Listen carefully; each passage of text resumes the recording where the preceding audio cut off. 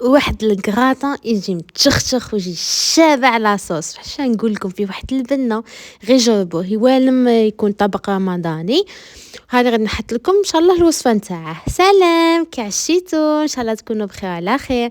اليوم جيت نحضر معكم كما قلت لكم هذا الكراطان تاع الكابويه. يكون عندكم هكا كابويه دائما يا اما نطيبوها يا اما نخدموها دولمه. اليوم جبت لكم طريقه كيفاش نديروها كراطان على طريقتي انا. كما تشوفوا تجيبوها كميه تاع كابويه على حسب العائله تاعكم، تقصوها دوائر. انا ما نقلع لهاش القشره تاعها البرانيه، جو نقصها ديريكت.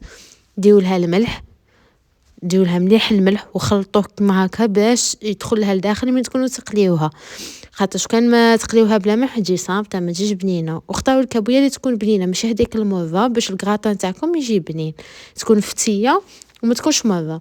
وفي كاسرونه من جهه اخرى تقليو شويه بصله ومع الزيت، تقليوها مليح هكا شويه، ومن بعد تزيدوا عليها كميه تاع الطماطم باش نخدموا هذيك لاصوص. انا هنا درت 4 حبات تاع الطوماطيشات، شغل كتبت لاصوص هكا باش الكراطان تاعي يجيني متشخشخ كيما قلت لكم. المهم زدت الملح وزدت الثوم بودره. الا كانت عندكم الثوم حب من احسن طلق بنا كتا تجي قويه على الثوم بودره.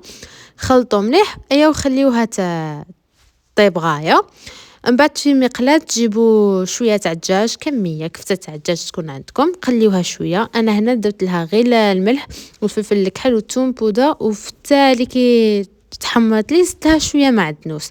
بعد تجيبوا البلا تاعكم تدهنوه بالدهان، ومن بعد هذيك لاصوص اللي قلت لكم عليها تديوه من تحت، ديوها من تحت باش ما يلصق لكمش البطاطا، البلا تاعكم ما يلصقش.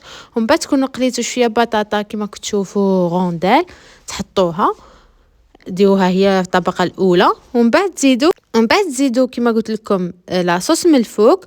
ومن بعد عاود تزيدوا شويه ديك الكفته اللي قلت لكم فيها المعنوس وكل شيء. ومن بعد ديروا الطبقه تاع هذيك الكابويه اللي تكونوا قليتوها. انا نشفتها غايه في البابي ابسوربون باش كاع الزيت تاعها يهبط. ومن بعد عاودت فوقها الاخر لاصوص طوماط، قلت لكم لاصوص طوماط تاويلي لاصوص المهم. ومن بعد عاود طبقه تاع البطاطا. ومن بعد عاود شبعتها غايه بلاصوص هذيك اللي خدمناها. اش قلت لكم تجي مشخشخه ماشي غير هكاك.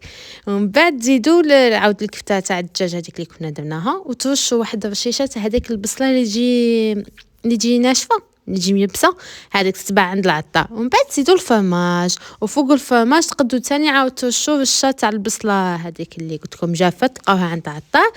تطلق واحد البنه شابه بزاف وتدخلوه يتحمر شويه شغل يقبض روحه. وهنا كنت نقص معاكم موسو باش تشوفوا من داخل كيش يجي قابض روحه، ما يجيش مفروط ويجي بنين. كي نقول لكم بنين ماشي ساهل ماهل زعما غادي توجدوه بالخف، بصح كي ديروه ما تندموش عليه بالبنه.